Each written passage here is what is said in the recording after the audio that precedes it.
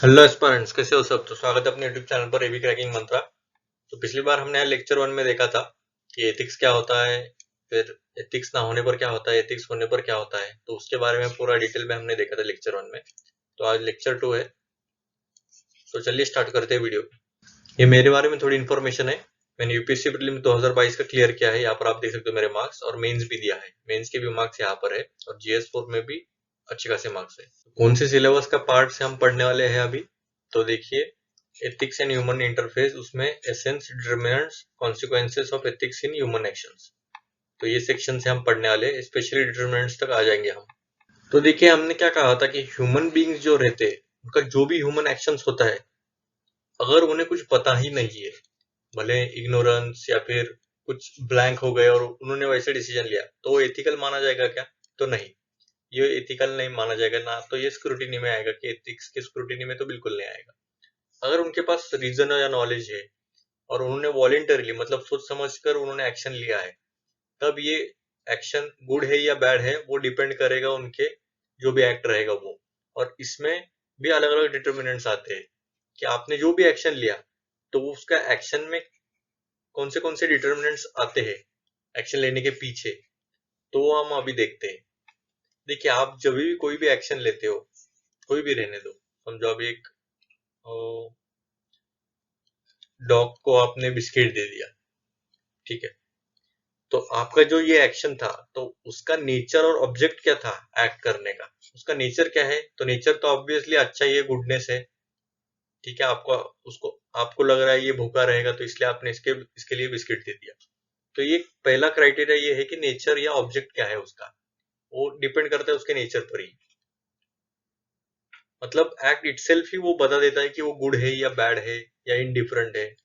जैसे कि एग्जांपल के तौर पर यहाँ पर दिया है ब्लाइंड पर्सन का, जैसे आपने स्ट्रीट क्रॉस करने में मदद की, तो ये गुड एक्ट हो गया।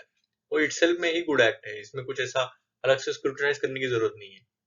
तो पहला एस्पेक्ट तो आपको समझ में आ गया रहेगा। ये डिटरमिनेंट्स हम पढ़ रहे हैं। देखिए, एसेंस हो गया हमारा पिछले लेक्चर में, आज हम देखेंगे डिटरमिनेंट्स। तो ये पहला डिटरमिनेंट हो गया कि मॉरल है कि नहीं ये एक्शन, ठीक है, पहला हो गया। और एग्जांपल्स देखते हैं इसमें भी। अभी देखिए, इसमें भी अलग अलग थोड़ा सा टाइप बदल देता है। अभी नेचर और ऑब्जेक्ट के अंडर ही हम थोड़ा सा आगे देखते हैं अभी।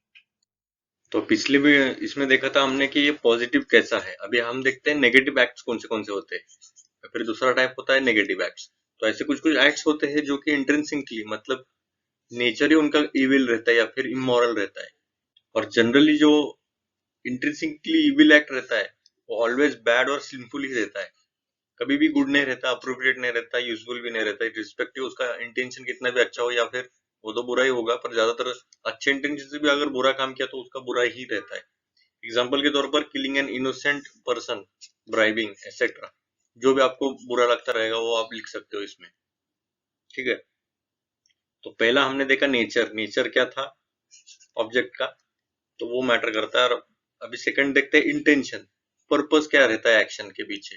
देखिए, आपका अगर एक दोस्त है, आपको वो मदद कर रहा है अच्छा खासा, और उसका इंटेंशन ऐसा है कि ये जब मैं मदद करूंगा तो मुझे कुछ तो मिलेगा, तो ये इंटेंशन गलत है, भले एक्ट कितना भी अच्छा हो। तो ये डिग्री में वेरी करता है, वो आगे हम देखेंगे, ठीक है। एक्शंस में भी either good or bad depending on why we do them, ठीक है। अभी एरिस्टोटल और बाकी थियोरिस्ट ने भी बोला है कि कोई भी एक्शन हो, भले कितना भी ट्रिवियल मैटर क्यों ना हो, पर उसके पीछे कुछ ना कुछ तो पर्पस, मोटिव या इंटेंशन रहता ही है, भले कुछ भी एक्शन लिया रहेगा। और जो भी एक्शन लिया है, वो पर्सन की मॉरल रिस्पॉन्सिबिलिटी रहती है उस जो भी एक्शन लिया रहेगा उसमें, क्योंकि वो उसमें इन्वॉल्व था, उसका कॉज था, डिजायर था, या फिर कुछ भी रह सकता है, मोटिवेशन रह सकता है। तो इसलिए जो इंटेंशन रहेगा वो एसेंशियल एलिमेंट हो जाता है उनके उसके मॉरल इवेल्यूशन का, जो भी उसने एक्शन लिया है। तो अभी कुछ कुछ ऐसा ऐसा अलग अलग देखते हैं हम, इसके इंटेंशंस कैसे कैसे अफेक्ट होता है। For a human act to be morally good, the agent और doer must have good intentions. अभी देखिए, अगर कोई भी मॉरली गुड एक्ट करना रहेगा, तो उसका इंटेंशंस गुड रहने चाहिए। पर कभी कभी क्या होता है, motive of an agent can change an act morally good by nature into morally evil act. देखिए, उसका इंटेंशन, उसका मोटिव एक्ट करना था मॉरली गुड, पर बाय नेचर वो बैड भी हो सकता है, मॉरली इविल भी हो सकता है। अभी कोई कोई क्रिमिनल्स को मारना बहुत पसंद रहता है, तो उनके लिए तो मॉरली गुड है, पर वो बात नेचर क्या बोलता है, ये मॉरली तो बैड ही है, ठीक है। A good intention no matter how good does not make something essentially immoral into something morally good. वही वही बात हुई, अगर आपका इंटेंशन कितना भी अच्छा, यार दोस्त का एग्जांपल ले सकते हो, उसका इंटेंशन कितना भी अच्छा रहा, आपको अच्छा मदद करना वगैरह, पर उसको इन रिटर्न कुछ ना कुछ तो चाहिए ना, तो उसका इंटेंशन जरूरी नहीं कि ये सब, अगर ये इंटेंशन अच्छे से कर रहा है, पर ये जरूरी नहीं कि मॉरली गुड ही रहना चाहिए, ठीक है। इन शॉर्ट आपको पता चल गया रहेगा कि इंटेंशन है, पूरा गेम इंटेंशन पर रहता है। तो आगे हम देखते हैं थर्ड फैक्टर कौन सा है इसमें, पर अभी थर्ड फैक्टर देखेंगे ही हम, पर बस तीन ही है क्या, तो नहीं, आगे हम देखेंगे और भी डिटर्मिनेंट्स मैटर करते हैं एक्शंस लेने में। तो थर्ड कौन सा है, तो पहले हमने दो कौन से देखे, तो नेचर देखा और आई देखा, इंटेंशन देखा। अभी सी देखते हैं, सरकमस्टांसेस। तो ये पूरा सार है, आप पढ़ लीजिएगा। इसका पूरा सार क्या है, जो भी आप एक्शन लेते हो तो उसके ऊपर कोई ना कोई तो सरकमस्टांस रहते हो। ऐसा बोलते हैं ना, मेरे ऊपर ऐसी परिस्थिति थी इसलिए मैंने ऐसा किया, या फिर मेरे ऊपर काफी ज्यादा दबाव आ गया इसलिए मैंने ऐसा किया। तो ये पर्टिकुलर सरकमस्टांसेस पे भी डिपेंड करता है आपका एक्शन क्या रहेगा। तो उसके ऊपर भी आपकी मॉरलिटी डिसाइड हो जाती है कि आपके कौन से वैल्यूज आप अंडर प्रेशर क्या करते हो। इसलिए यूपीएससी भी देखिए, अभी आप एग्जाम में बैठे हो और मेंस का देख लीजिए, प्रीलिम में तो ऑप्शन रहते हैं इसलिए इसमें इतना ज्यादा तो पर्सनली आपकी नहीं आती, पर इसमें भी पर्सनली टेस्ट होती है प्रीलिम्स में। वो कैसे, तो देखिए आपको एक लिमिटेड टाइम दिया है 2 आवर्स, आपको इतने क्वेश्चन सॉल्व करने हैं और लेंथ भी बढ़ने लग गई है अभी क्वेश्चंस की, तो उसका भी आप ध्यान रखिएगा। अभी जो भी प्रीलिम्स आने वाले हैं तो इसका ध्यान रखिएगा कि आपकी रीडिंग स्पीड और कॉम्प्रिहेंशन काफी स्ट्रांग रहे। कॉम्प्रिहेंशन में सीसेट की बात नहीं कर रहा हूँ, क्वेश्चन को समझना भी एक कॉम्प्रिहेंशन ही है, तो उसका भी आपको बहुत अच्छे से ख्याल रखना है। बस क्वेश्चन पढ़ा और ऐसा आंसर मार्क किया ऐसा मत कीजिएगा, क्योंकि इसका डिफिकल्टी बहुत लेवल अलग ही लेवल पे जा रही है यूपीएससी, और आपको पता रहेगा कि 2023 का क्वेश्चन पेपर आपने देखा रहेगा, तो ये नाइटमेयर ही था काफी बच्चों के लिए। शुक्र है मैं नहीं था। तो हम हालात के ऊपर आते हैं। अभी हालात क्या है उसके ऊपर ही डिपेंड करता है, जैसे कि कौन से समय पे क्या आपने, कौन से प्लेस पे एजेंट क्या था, मतलब कौन था, उसके साथ साथ मैनर कैसे किया था, वो मैनर सही था या गलत था, वो भी डिपेंड करता है वो एक्शंस पर। अभी देखिए एक एग्जांपल देते हैं हम। तो स्टीलिंग तो एक बैड ऑब्जेक्ट है, पता है आपको। स्टीलिंग तो मतलब चोरी करना तो बुरी बला है, मतलब बुरा ही है, नेचर ही नेचर इसका बुरा है। पर इसकी जो डिग्री रहेगी चोरी करने की वो डिफर करेगी। कैसे, अगर आपने चोरी किया समझो गरीब घर से, मतलब गरीब इंसान से आपने कुछ तो दाल चावल मतलब चुरा लिए, तो ये जो डिग्री रहेगी इसकी चोरी करने की वो काफी बढ़ जाएगी, क्योंकि आप इतने निर्दयी निर्दय हो कि गरीब से भी आप चोरी करने लग गए, तो ये डिग्री बढ़ जाती है आप स्टीलिंग करने की। और ऑन द अदर हैंड अगर देखा जाए, तो अगर एक रॉबर है समझो रॉबिन हुड, तो वो क्या करते हैं, रिच पीपल से पैसे निकाल के पुअर पीपल को देते हैं। तो इनका एक्ट तो अगर देखा जाए तो गुड है, पर जो चोरी करना है वो गलत है। पर जो डिग्री रहेगी दोनों की सेम नहीं रहेगी, अलग अलग रहेगी। इसकी बहुत ज्यादा रहेगी, मतलब नेगेटिव कनोट में जा सकता है, और ये थोड़ा सा पॉजिटिव या फिर थोड़ा सा कम नेगेटिव बोल सकते हो आप इससे। तो ये मैटर करता है, सर्कमस्टांसेस बहुत मैटर करते हैं। अभी हम देखते हैं अलग अलग डिग्रीज कौन से, अलग अलग डिटर्मिनेंट्स कौन से आते हैं एक्शंस लेने में, जो हम हमारे डे टू डे लाइफ में एक्शंस लेने में मदद करते हैं। पहला देखिए कल्चर। मैं तो अभी बस आपको ये स्टेटमेंट पढ़ने की भी जरूरत नहीं, एग्जांपल के तौर पर आपको समझ में आ जाएगा स्टेटमेंट क्या है, तो ज्यादा इसमें टाइम भी वेस्ट ना करें और आपका भी टाइम नहीं वेस्ट होगा, और मुझे भी एक्सप्लेन करने में मतलब फास्ट से और छोटा वीडियो हो जाएगा, मतलब ज्यादा बड़ा वीडियो करने की भी जरूरत नहीं है मुझे। तो अभी देखिए कल्चर, कल्चर आपको ऐसा थोड़ी कि नहीं यार अलग वर्ड है, तो अलग वर्ड तो नहीं है। अभी फैक्टर्स कौन से डिटर्मिनेंट्स जो है हमारे एक्शन डिटरमाइन करते हैं एथिकल है या नहीं। तो देखिए एग्जांपल के तौर पर वेस्टर्न कल्चर जो है काफी इंडिविजुअलिस्टिक पर फोकस करता है, और वही इंडियन कल्चर जो है वो हमारे यूनिवर्सलिज्म, मतलब सबको साथ लेने की, हम साथ साथ है, ठीक है, जन्मों के साथ ही हम साथ साथ है, तो उसके ऊपर ज्यादा फोकस करता है। तो इसमें ये गलत है और ये सही ऐसा मैं नहीं कह रहा हूँ, पर हमारा कल्चर का इन्फ्लुएंस रहता है हमारे डिसीजन मेकिंग पर, इसलिए ये फैक्टर होता है। उसके साथ साथ ही रीजन।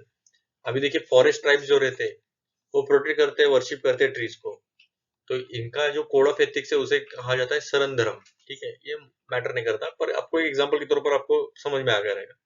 पर अभी देखिए इसका काउंटर साइड भी क्या है, तो एनिमल सेक्रीफाइस करते हैं, even human sacrifice, I guess catabolism बोलते हैं, ह्यूमन कैटाबोलिज्म, ऐसा कुछ तो नाम है, मतलब इंसान को ही खाते ही है। तो ये भी सही है क्या, फिर ये जस्टिफाई होगा क्या फिर इनके इसमें? तो नहीं, अभी हम नहीं बोल सकते, पर उनका जो कल्चर है वो अलग रहता है, क्योंकि वो ट्राइब्स है। जंगलों में रहने वाले और शहर में रहने वाले का सिविलाइजेशन पूरी तरह से अलग ही रहता है, उनका अपब्रिंगिंग कैसा हुआ है हमें नहीं पता, इसलिए एंथ्रोपोलॉजी इसमें बहुत बड़ा रोल प्ले करता है। इसके ऊपर मैं और बड़ा लेक्चर दे सकता हूँ, पर ठीक है। आगे हम देखते हैं आगे हम देखते हैं अलग डिटरमिनेंट्स क्या क्या है। तो आपको समझ में आ गया रहेगा कल्चर, ये एनआईसी। तो देखिए डिटरमिनेंट, अभी देखिए यूपीएससी भी काफी चालाक हो गया है, सीधा टॉपिक उठा के भी क्वेश्चन पूछ सकता है, या फिर घुमा फिरा के इसे भी कनेक्ट, हम ये जो पॉइंट्स है हम अलग अलग आंसर्स में भी हम कोट कर सकते हैं। ये एग्जांपल्स भी काफी मतलब हैंडी रहते हैं। अभी यही एग्जांपल मत लीजिए, इसके और एक दो एग्जांपल आप रेडी रखिए, क्योंकि क्या होगा, अभी मैं जो भी ये एग्जांपल दूंगा तो ज्यादातर बच्चे तो ये बोलेंगे कि ये एग्जांपल दिए तो मैं यही लिखूंगा, पर ये ज्यादा एग्जांपल्स तो बहुत सारे बच्चे भी लिख सकते हैं ना, ये अगर ज्यादा वीडियो बहुत ज्यादा वायरल हो गया देखते। तो तो आपको एक एक्स्ट्रा एज लेने के लिए आप खुद का एग्जांपल भी लिख सकते हो, या फिर और थोड़ा सर्च करके हर एक पॉइंट के ऊपर थोड़ा एक दो एग्जांपल, ज्यादा सर्च नहीं करना जरूरत है। ठीक है, आगे के हम देखते हैं फैक्टर्स कौन से। अभी टाइम पीरियड मतलब क्या, अभी सती, पर्दा, अनटचेबिलिटी, ये पहले जब था, मतलब पुराने आई गेस 50-60 साल पहले अगर हम गए पीछे, तो ये सब चल रहा था, मतलब नॉर्मल हम मानते थे, सोसाइटी इसे एथिकल मानती थी। पर अभी क्या हुआ, अभी हम थोड़ा अवेयर हो गए, नॉलेज बढ़ गया, अवेयरनेस बढ़ गई, क्रिटिकल थिंकिंग आ गई, तो हम बोल रहे हैं अभी ये गलत है, गलत चीज है, सती भी गलत है, अनटचेबिलिटी भी गलत है, वैसा। बाद में रिलीजन, तो इसके भी अलग अलग एग्जाम्पल्स है। श्वेतांबर जैन जो बिलीव करते हैं नॉन वायलेंस में, against any life form, and they और वेयर मास्क करते हैं, क्योंकि उनको ऐसा लगता है कि कोई भी माइक्रो ऑर्गेनिज्म उनसे हार्म नहीं होना चाहिए। तो ये भी इनकी अपब्रिंगिंग है, इनका अलग कल्चर है, इनका रिलीजन है वो, इनके अलग कोड ऑफ एथिक्स है, ये इनका सोर्स हो जाता है। फिर मोरालिटी मतलब क्या, इंडिविजुअल को क्या लगता है, उसका एक्शन क्या है, तो वो हो गया मोरालिटी। मोरालिटी मतलब मैं क्या सोचता हूँ, वो हो गए मॉरल्स मेरे। तो अभी राजा राम मोहन राय का एग्जांपल देखते हैं, उनका ethical practices related to monotheism, equality of all, ये रिजल्ट था उनके मोरालिटी का, मतलब उनको खुद से ही लगता था कि ये होना चाहिए, मोनोथिज्म होना चाहिए, सती प्रथा बंद होनी चाहिए, तो ये इनका मोरालिटी था। वैसे अलग एग्जांपल भी देखते हैं, गांधी जी का भी एग्जांपल ले सकते हो, एपीजे अब्दुल कलाम है, सतीश धवन है। आप भी जो अभी देखिए चंद्रयान 3 सक्सेसफुल हुआ, तो उसका भी आप एग्जांपल ले सकते हो। इसरो पहले अनसक्सेसफुल था, फिर हमने काफी इम्प्रूवमेंट के बाद हमने चंद्रयान 3 लॉन्च किया और सक्सेसफुल रहा, तो ये भी मोरलिटी बोल सकते हो आप। फिर फैमिली प्रिंसिपल्स आते हैं इसमें, हॉस्पिटलिटी इन सिक फैमिलीज, आपने देखा रहेगा बहुत अच्छी खासी। हॉस्पिटलिटी मतलब क्या, हॉस्पिटल में नहीं लेके जाते ये, हॉस्पिटैलिटी मतलब खातिरदारी। ठीक है, फिर एक्सपीरियंस, आपके एक्सपीरियंस मैटर करते हैं, जैसे कि अशोक का जो एक्सपीरियंस था कि उन्होंने देखा कि वॉर में तो काफी ज्यादा खून हो गया, बहुत सारे लोग मर गए, तो ये सब देख के उनका हृदय परिवर्तन हो गया, और उन्होंने फिर ठान लिया कि अभी हम वॉर नहीं करेंगे, धम्म अपनाएंगे, सभी को पीस और लव एंड पीस हार्मनी से हम रहेंगे। फिर गवर्नमेंट लॉज और पॉलिसीज, ये भी शेप करते हैं अपने डिसीजन मेकिंग को। आपको पता है अगर आपने चोरी की, ये सिंपल एग्जांपल दे रहा हूँ, आपने अगर चोरी की तो आपको पता है पुलिस लेके जाएगी, तो पुलिस के डर से आप वो नहीं एक्ट करोगे, तो ये भी आपको शेप करता है एक्शन लेने में। इवन प्रोहिबिशन ऑफ अनटचेबिलिटी, जो कि आर्टिकल 17 में भी एंश्राइंड है, तो वही है, अगर अनटचेबिलिटी आप प्रैक्टिस करते तो आपको बहुत कड़ी सजा मिल जाएगी इसमें। ठीक है, इतने सारे सब फैक्टर्स हो गए। अभी मैं बहुत बार मोरालिटी मोरालिटी बोल रहा था, अभी एग्जैक्ट मोरालिटी का डेफिनेशन क्या है अभी हम वो देखते हैं। डेफिनेशन क्या है, ठीक है, तो डेफिनेशन क्या है, तो मोरालिटी और देखिए एथिक्स, मॉरल्स और वैल्यूज, ये ऑफन हम इंटरचेंजेबली यूज कर सकते हैं, इसमें ज्यादा तो फर्क नहीं है, बस थोड़ा फारी माइन्यूट डिफरेंस है, पर ऐसा यूज कर सकते हैं हम। और जो मॉरल्स रहते हैं वो पार्ट है एथिक्स का भी, जो भी कंसेप्ट है गुडनेस का, ठीक है, वो हम देखेंगे अभी। मॉरलिटी क्या है, तो एक standard of individuals for right and wrong. अभी मेरे जो स्टैंडर्ड्स है, आपके जो स्टैंडर्ड्स है वो अलग हो सकते हैं, तो मेरे जो स्टैंडर्ड्स है राइट और रॉन्ग के मतलब अभी एग्जांपल के तौर पर, वैसे तो मैं हूं नहीं, अभी मुझे सिगरेट पीना अच्छा लगता है तो मेरे लिए राइट है, पर आपके लिए रॉन्ग है, पर सोसाइटी क्या कहती है, ओवरऑल रॉन्ग ही है। पर ये मोरालिटी में ये मेरे स्टैंडर्ड्स है, सोसाइटी के स्टैंडर्ड्स अलग है, वो शेप करेंगे इनको, फिर ये पनिशमेंट लेके दे दे के फिर ये सीधा हो जाएगा। ठीक है। और जो मोरालिटी है वो लैटिन वर्ड से आया है, मोरालिटस, ठीक है। उसका मतलब क्या है? तो ये कैरेक्टर, आपका कैरेक्टर कैसा है वो बस मोरालिटी से आपको समझ में आ जाएगा। तो इसमें एग्जांपल क्या आते हैं? तो बीइंग ऑनेस्ट, ट्रांसपेरेंसी। आपको क्या लगता है? ट्रांसपेरेंसी, फिर ऑनेस्ट रहना चाहिए, फेयर चॉइस होनी चाहिए सभी को एग्जाम में, एक्सेट्रा एक्सेट्रा। और मॉरलिटी जो है वो सेंस ऑफ रिस्पॉन्सिबिलिटी। रिस्पॉन्सिबिलिटी क्यों? देखिए आपका स्टैंडर्ड से, तो आप जो भी एक्शन करोगे वो आपकी रिस्पॉन्सिबिलिटी होगी ना। जैसे कि सतीश धवन ने जब रिस्पॉन्सिबिलिटी थी, जब इसरो के जो कुछ कुछ प्रोजेक्ट्स फेल हो गए थे, तो पूरी तरह उन्होंने पूरा ये लिया था, फेलियर को पूरा अपना लिया था कि मेरी वजह से हुआ है। और जब सक्सेस हुआ था, जब एपीजे अब्दुल कलाम ने भी ये स्टोरी सुनाई थी, जब सक्सेस हुआ तब उन्होंने कहा कि आप अभी फ्रंट करो, मतलब मीडिया को फेस करो। और जब फेलियर हुआ था तब उन्होंने फेस किया था पूरा, और एपीजे अब्दुल कलाम तब मिशन डायरेक्टर थे। तब उनको समझ में आया लीडरशिप क्या होती है। इधर लीडरशिप का भी एग्जाम्पल आप पुट कर सकते हो इसमें, लीडरशिप हो गया या फिर रिस्पॉन्सिबिलिटी होगी। तो ऐसे इतने अच्छे अच्छे एग्जाम्पल्स आप निकालिएगा, ठीक है। ये एग्जाम्पल आप कई काफी जगह, इंटीग्रिटी भी आता है इसमें कि वो ठाम रहे अपने डिसीजन पर, जो सोच रहे थे वही करके दिखाया। ये नहीं आएगा, पर एक एग्जाम्पल के तौर पर मैं बता रहा हूँ। फिर मोरालिटी जो है वो लाइट हाउस का काम करती है। लाइट हाउस कैसे? अभी देखा, आपने देखा रहेगा कि समंदर है समझिए, और ये लाइट हाउस है। तो जो जहाज आते हैं रात के समय में, तो उनको दिशा देने के लिए तो ये लाइट हाउस काम करता रहता है। तो वैसा ही राइट पाथ के लिए ये मोरालिटी हमें गाइड करता है कि बीइंग ऑनेस्ट, फेयर होना चाहिए सभी के लिए। और ऐसा भी मत समझिए कि जो टेस्ट ऑफ मोरालिटी है बस एक कॉस्ट बेनिफिट एनालिसिस है, मतलब जैसा कि प्रॉफिट और लॉस ही देखते हैं हम। अभी अपने घर लेना है, तो घर एक एसेट है, और रेंट पे रह गए तो लॉस है। तो ऐसा मत देखिए, क्या एक जिंदगी भी है ना, आपको जीना भी है। तो उसमें आपका वॉइस ऑफ कंसाइंस आया, केयर एथिक्स आया, वर्च्यू एथिक्स आया, अल्ट्रुइज्म आया। अल्ट्रुइज्म क्या है वो हम देखेंगे आगे अभी, ठीक है। मतलब सब कवर है इन शॉर्ट। हम ज्यादा दूसरों के बारे में सोचते हैं, ना कि हम खुद के बारे में ज्यादा। तो ये अल्ट्रुइज्म हो गया।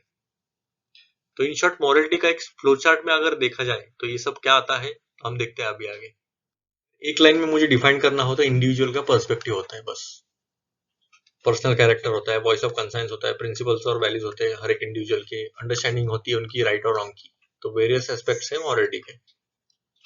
अभी बहुत आपको लगा रहेगा कि एथिक्स और फिर मोरालिटी में क्या फर्क है ना। अभी मोरालिटी हमने पढ़ लिया, तो एथिक्स और मोरालिटी में फर्क क्या है, तो अभी हम वो भी देखते हैं। तो डेफिनेशन अगर ये भी लिख सकते हो, आपको रटना है तो रट के रखिए, क्योंकि रट के रखने से आपको फायदा होता है टाइम का, और टाइम इज मनी इसमें। तो मेंस में तो अभी तो आ जाएगा, मेंस है कि 16 सितंबर या 15 सितंबर से स्टार्ट होता है। आज तो 5 या 6 है, नहीं 5 है, आज 5 है, तो 10 दिन ही बचे। तो आप समझ सकते हो कितना प्रेशर रहेगा उन पर, ठीक है। तो एथिक्स का एक ब्रांच है मॉरल फिलोसफी की, जो गाइड करता है पीपल को अबाउट बेसिक ह्यूमन कंडक्ट, मतलब राइट या रॉन्ग है, और राइट की तरफ झुकना चाहिए ज्यादा। मॉरल्स क्या है? ये प्रिंसिपल्स होते हैं राइट और रॉन्ग के, हेल्ड बाय एन इंडिविजुअल। मैंने कि जैसे कहा, इंडिविजुअल को क्या लगता है सही, क्या लगता है गलत, वो मैटर करता है। इसमें क्या है, एक गाइड करता है पीपल को। इसमें पीपल सेंट्रिक नहीं है, मतलब इंडिविजुअल सेंट्रिक नहीं है, सोसाइटल सेंट्रिक ज्यादा है, ठीक है। और इसका सोर्सेज क्या है, हमने देखा था पर्सनल, सोशल, रिलीजन, कल्चर वगैरह वगैरह, बहुत सारे सोर्सेज थे इसके। और इसमें कैसा है, इंडिविजुअल के ऊपर रहता है, मतलब सोशलाइजेशन भी आता है इसमें। सोशलाइजेशन मतलब क्या, उसके ऊपर क्या क्या संस्कार हुए, जैसे फैमिली के हो गए, स्कूल के हो गए, फ्रेंड्स के हो गए, और लीडर्स के हो गए, पॉलिटिशियंस बोल सकते हो, लीडर्स में वो ही आते हैं वो लोग। फिर एक सोशल सेंस रहता है राइट और रॉन्ग का। फिर इंस्पिरेशन क्या से आता है, ये बाहर से आता है, जैसे सोसाइटी है, आपके ऊपर सोसाइटी थोड़े से रूल्स बोलेगी कि आपको ये नहीं करना चाहिए, ये एक्सट्रिंसिक है, मतलब बाहर का है इंस्पिरेशन। और इसमें कैसे आपको क्या लगता है, ये इंट्रिंसिक है, आपके अंदर से आ रहा है। फिर मैंडेट क्या है, बिजनेस, मेडिसिन, लॉ में इसमें यूज कर सकते हैं। इसमें क्या है, कल्चर, रिलीजन, मतलब आप पर्सनल स्पेस में देखते हैं हम इसे। पर्पस क्या रहता है एथिक्स का, तो ये कोड ऑफ कंडक्ट एस्टेब्लिश करने में मदद करता है। एक पर्सन का हो सकता है, सोसाइटी का हो सकता है, ऑर्गेनाइजेशन का, मतलब ये थोड़ा वाइडर पर्सपेक्टिव है। और इसमें क्या है, पर्सनल डिसीजंस लेने में आपको मदद करता है, जो भी आपके मॉरल्स रहेंगे। अगर इसे ब्रीच किया जाए तो क्या होता है, क्या ये वॉयलेट किया जा सकता है, और जरूरी नहीं कि आपको पनिशमेंट मिले।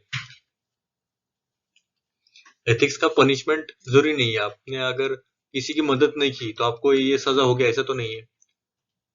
अभी इसमें देखिए, आपके अगर मॉरल्स ब्रीच हो गए तो आपका जो अंतरात्मा है वो थोड़ा सा आपको हर्ट होगा, फिर आपको नींद नहीं अच्छी आएगी, इंटरनल मैटर बढ़ जाएगा, स्ट्रेस बढ़ जाएगा, तो अलग अलग फिर बीमारी इसलिए जिम लगाओ। अभी फिलहाल मैं जल्दी फिटनेस ट्रेनर भी बनने वाला हूँ, तो आपको अगर कुछ चाहिए प्लान वगैरह तो वो भी हम कर सकते हैं, ठीक है। फिर इंटर रिलेशन, तो देखिए एथिक्स जो है बस एथिकल एंगल लेके नहीं पकड़ के बैठता है कि भाई मेरे को बस एथिकली चाहिए, तो ये सभी एंगल से आपको मल्टीपल सोर्सेज, जैसे हमने देखा कि लीगल सोर्सेज भी आता है, एनवायरमेंटल आता है, इंडिविजुअल भी आता है, सोसाइटल भी आता है, तो बहुत सारे एग्जाम्पल के तौर पर आर्टिकल 14 से लेके 18 तक अगर किसी की बायसनेस आ गया, इक्वालिटी के अगेंस्ट कोई गया, तो ये हो सकता है। तो ये एग्जाम्पल है एथिक्स का भी और लॉ का भी, दोनों का भी आता है। और मॉरल्स जो रहते हैं वो पर्सनल रहते हैं, जैसे मैंने बताया, और जरूरी नहीं कि इसका ऊपर कोई लॉ हो या फिर इसके अपोजिट कोई हो। जैसे एग्जाम्पल के तौर पर always speaking the truth even if it may cause harm to oneself. देखिए आपको अगर आपने अगर सच ही बोलने का ठहराया, भले आप सामने वाले का कितना भी दुख दर्द होने दो, फिर भी आप सच ही बोलोगे, तो वो आपके मॉरल्स है, आपका पर्सनल स्पेस है, इसके ऊपर कोई लॉ तो नहीं है, ठीक है। अभी देखिए कुछ कुछ बातें होती है, एथिकल होते हैं और मॉरल भी होते हैं, कुछ कुछ रहते हैं एथिकल नहीं है पर मॉरल है, कुछ कुछ रहते हैं एथिकल है पर मॉरल नहीं है, तो उसका क्या एग्जाम्पल है। इवन इंटरव्यू में भी क्वेश्चन पूछा जाता है ये, तो इसलिए आपको एथिक्स और मॉरल्स क्लियर होना चाहिए, इसलिए इसको थोड़ा सा डिटेल में लिया है मैंने। अभी हम देखते हैं उसके एग्जाम्पल्स की एथिकल और मॉरल्स के बीच में ये नहीं तो ये है, तो ये कैसे है या फिर दोनों है। देखिए एथिकल भी है और मॉरल भी है, तो इसमें क्या आता है सेल्फलेसनेस, मतलब आप खुद के ऊपर ज्यादा फोकस नहीं करके आप ज्यादातर पब्लिक का सोचते हो। इंटीग्रिटी है, इंटीग्रिटी मतलब क्या, आप जो सोचते हो वही करते हो, जो मैं करता हूँ वही मैं नहीं, जो मैं बोलता हूँ वो मैं करता हूँ और जो मैं नहीं बोलता वो भी मैं करता हूँ, ये गलत हुआ, ये इंटीग्रिटी नहीं हुआ, ये नॉन इंटीग्रिटी हुआ, ठीक है। आप कुछ भी कर सकते हो फिर इसमें। एग्जाम्पल के तौर पर क्या हो सकता है, तो helping to downtrodden section of people और any act which is in consistency between morals and ethics. देखिए आप डाउन ट्रोडन सेक्शन मतलब क्या, जो लोअर सेक्शन है जिनके ऊपर बेनिफिट्स नहीं मिलते, तो उनकी आप मदद कर रहे हो, तो ये हो गया एथिकल भी और मॉरल भी। अभी एथिकल है पर मॉरल नहीं है, मतलब क्या, new liberal values like freedom and liberty. Example के तौर पर लिव इन रिलेशनशिप। अभी लिव इन रिलेशनशिप हमें तो अच्छा लग सकता है, हाँ भाई सही है, सही कंसेप्ट है, पर जो ओल्डर जनरेशन है उन्हें लगेगा ये तो गलत है। सेम एग्जाम्पल होमोसेक्सुअलिटी, ठीक है, एथिकल है पर मॉरल नहीं है। मॉरल मतलब क्या, मुझे नहीं अच्छा लग रहा, मतलब दूसरे को गलत भी लग सकता है और सही भी लग सकता है, वो हो गया मॉरल्स। तो मॉरल्स का ऊपर आपको समझ में आ गया रहेगा। फिर मॉरल है पर एथिकल नहीं है। सेल्फिशनेस, अभी देखिए मॉरल मतलब क्या, मॉरल है को ये देखने का सेल्फिशनेस, मतलब नेगेटिव टर्म में नहीं बोल रहा हूँ, पर एक क्लियर कट कंसेप्ट आनी चाहिए। तो सेल्फिशनेस, कल्चरल वैल्यूज, जैसे कि वॉर, वॉर क्या क्यों एग्जाम्पल है, तो देखिए वॉर क्यों करते हैं लोग। अभी रशिया और यूक्रेन में क्यों वॉर हो रहा है, क्या लगता है आपको, या ऐसे ही मेरे को मस्त मेरे को पावर दिखानी है इसलिए मैं कर रहा हूँ, नहीं, इसका कुछ कुछ ना कुछ तो इंटरेस्ट रहेगा ना, ऐसे ही थोड़ी वॉर करेगा। अब इसमें गैस आ गया, पाइपलाइंस आ गए इसमें, और इंटरनेशनल प्रेशर भी रहता है। अगर यूक्रेन ने नाटो ज्वाइन किया तो इनके ऊपर ज्यादा प्रेशर आएगा, अभी तक नाटो ने में ज्वाइन नहीं है, तो इसलिए अभी ठीक ही इसमें ऊपर जाता है, लेक्चर नहीं देता मैं, पर आपको समझ में आ गया रहेगा। अभी वैसे ही लॉ और एथिक्स में क्या फर्क है। अभी लॉ को आपके बारे में तो थोड़ा आइडिया तो रहेगा ही, लॉ होता क्या है।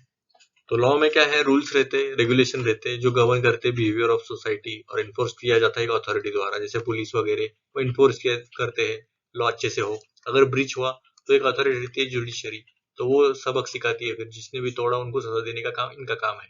अपना काम नहीं, कानून को अपने हाथ में मत लीजिएगा, ठीक है। कुछ भी हो गया, एक्सट्रीम लेवल पे हो गया, तो सीधा इधर जाइए पुलिस स्टेशन या फिर जुडिशरी, आपको न्याय मिलेगा जरूर, देर है पर अंधेर नहीं, ठीक है। और इथिक्स में क्या है, तो ये मॉरल्स से प्रिंसिपल्स रहते, कंट्रोल करते बिहेवियर का, इंडिविजुअल्स का सोसाइटी में। ये डेफिनेशन हो गया लॉ का। कोड्स क्या है, इसमें individuals are required to obey them, मतलब ये फॉलो करना ही है, अगर ये फॉलो नहीं किया तो इनको पनिशमेंट है, इसमें ऐसा कुछ जरूरी नहीं है, तो उनको जो अच्छा लगता है वो कर सकते हैं एथिक्स में। गवर्नड बाय, गवर्नमेंट करती है इसे गवर्न, पर ये इंडिविजुअल हो सकता है, लीगल हो सकता है, प्रोफेशनल भी हो सकता है। वायलेशन, पेनल्टी, पनिशमेंट हो सकती है, इसमें पेनल्टी पनिशमेंट नहीं होती। ये रिटर्न डॉक्यूमेंट होता है, ये नॉन रिटर्न रहता है, इसमें थोड़ी लिखा है कि आपको बड़ों की इज्जत करना चाहिए, ऐसे थोड़ी रहता है। फिर मेकर्स कौन कौन है इसके लॉ के, तो लॉयर रहते हैं, लेजिस्लेचर रहता है, इसमें कौन से हैं, तो लेजिस्लेटर्स हो गए, फिलोसोफर्स हो गए, एल्डर्स हो गए। एप्लीकेशन क्या है, कंट्री स्टेट, मतलब कहाँ कहाँ अप्लाई होता है, इन शॉर्ट तो country state place of crime कहाँ पर भी हो सकता है। ये भी यूनिवर्सली है, जैसे मैंने कहा सभी के लिए है, अप्लाइड एनीवेयर।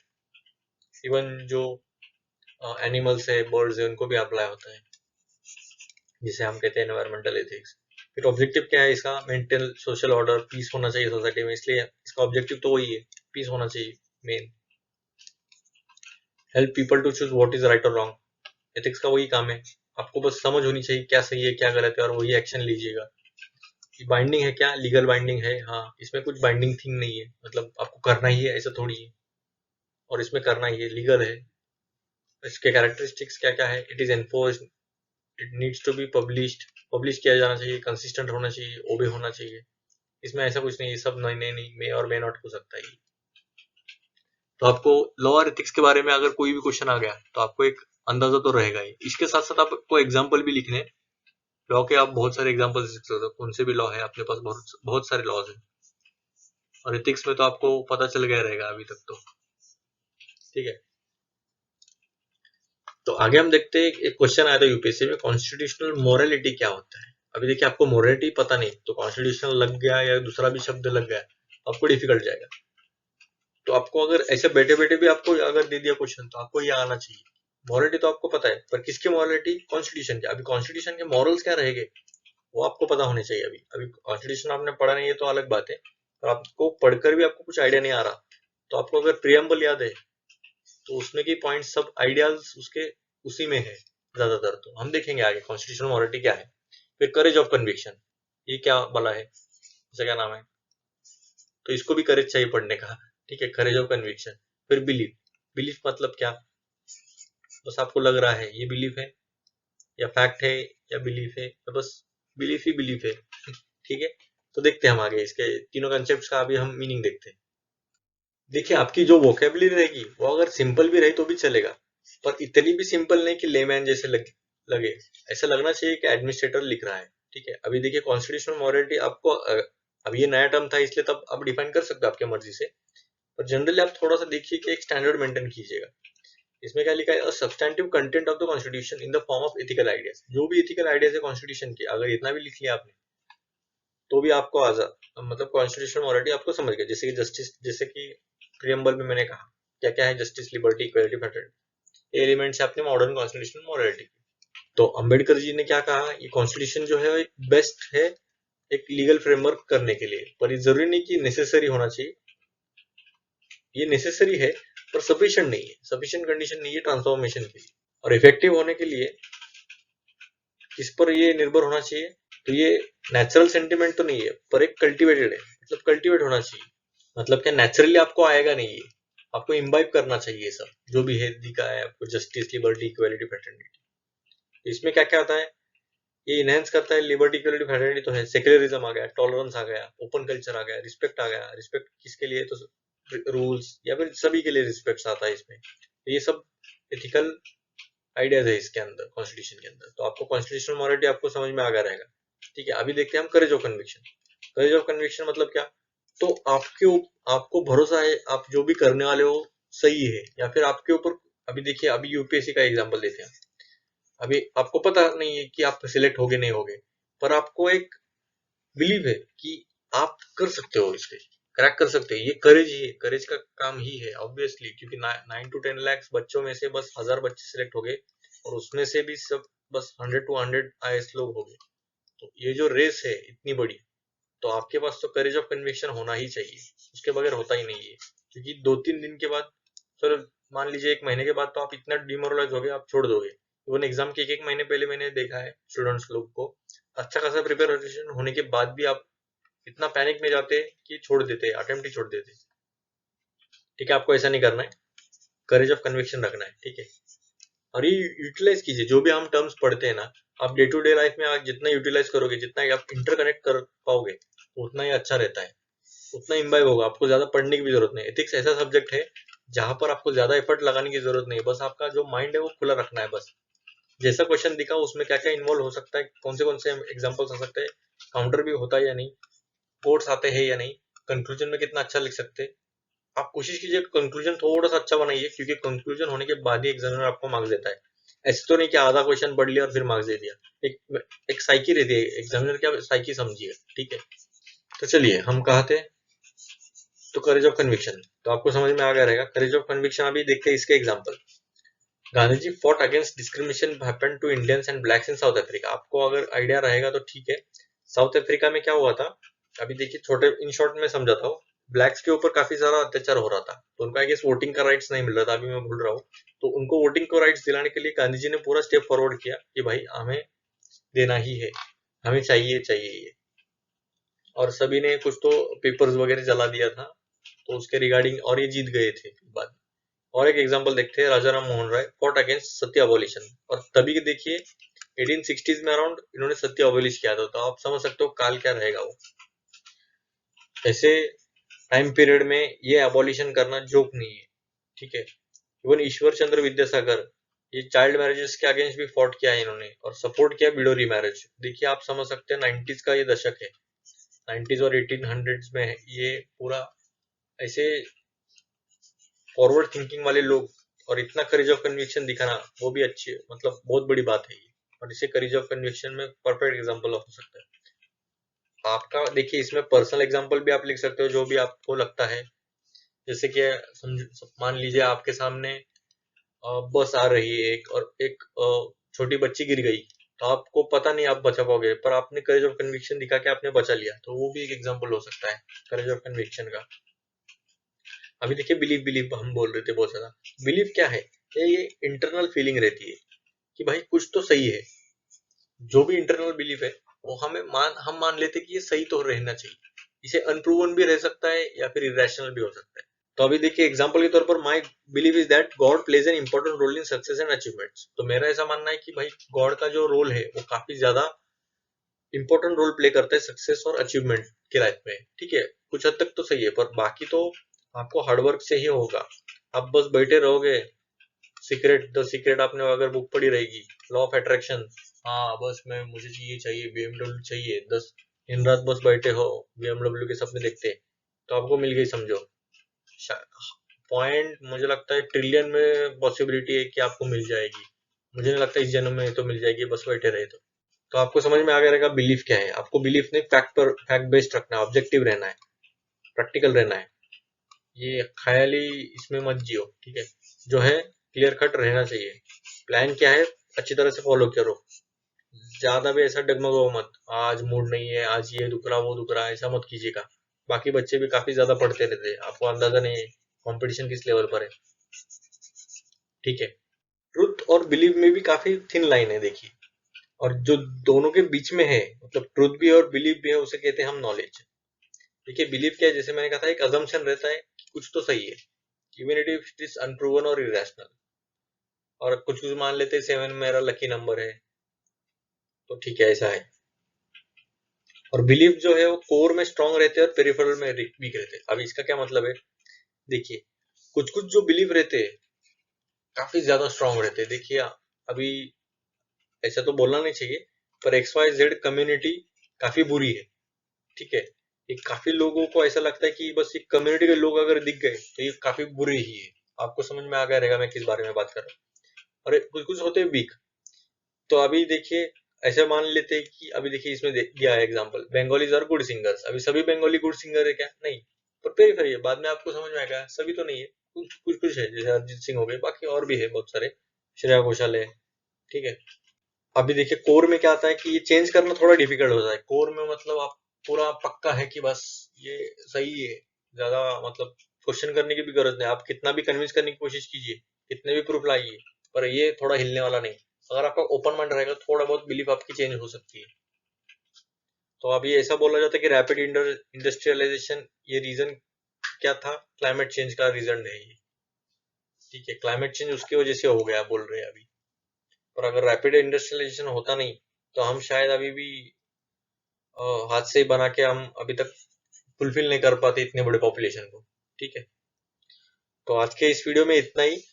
तो अगर वीडियो अच्छा लगा तो लाइक शेयर और सब्सक्राइब कीजिएगा। टेलीग्राम चैनल भी है मेरा, तो वहां पर भी आप देख सकते हो, मैं डेली ये डालते रहता हूँ, daily important news. Thank you.